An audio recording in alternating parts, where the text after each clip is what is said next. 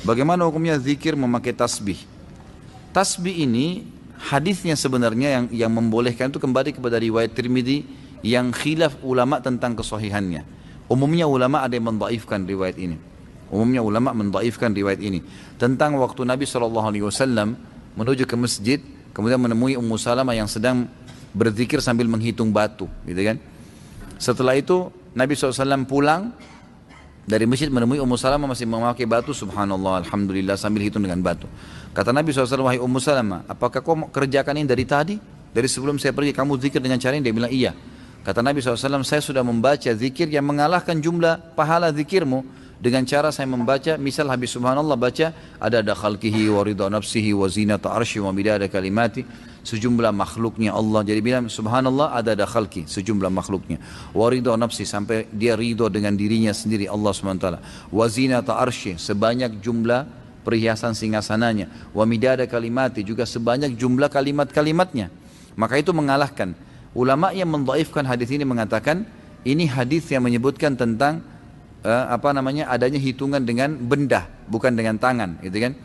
Maka mereka mendhaifkan ini, mereka melemahkan, dan dengan melemahkan hadis ini, kalau hadis lemah itu tidak terlalu lemah, bukan karena ada pendusta dan tidak bertolak belakang dengan hadis sahih, hukumnya boleh dipakai dalam fadail amal, dalam amal-amal sunnah ya. Tapi ternyata pendapat pertama mengatakan ada hadis Nabi yang diriwayatkan Imam Bukhari berbunyi tangan jari yang dipakai bertasbih itu akan menjadi saksi hari kiamat, menjadi saksi pada hari kiamat. Maka pendapat pertama mengatakan, maka kalau dipertemukan antara hadis ini yang sahih, tasbih berhitung dengan jari menjadi saksi hari kiamat, dan ini Ummu Salamah menggunakan batu sementara hadisnya lemah, maka didahulukan yang ini, otomatis kan gitu. Maka mereka mengatakan ini lemah tertolak dengan hadis sahih, maka itu adalah perbuatan yang bid'ah, gitu kan? Tidak dibolehkan. Pendapat kedua mengatakan tidak bentrok antara hadis pertama dengan hadis kedua, tidak bentrok, karena hadis pertama hanya menjelaskan perilaku Ummu Salamah yang menggunakan batu. Hadis kedua menyebutkan tentang lebih baiknya kalau menggunakan jari.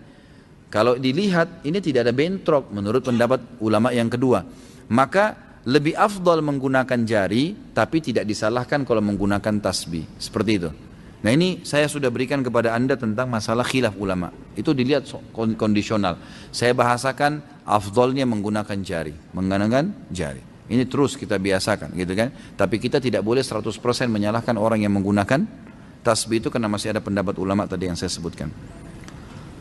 Kalau memang bid'ah, kenapa di Mekah dari Madinah banyak sekali dijual tasbih? Terus tujuan mereka jual tasbih untuk digunakan sebagai alat apa? Bukankah tolong-menolong dalam keburukan dilarang? Tenang akhi, jangan vonis. Ini luar biasa, ini bertubi-tubi. Tenang saja ya. Sudah saya jelaskan.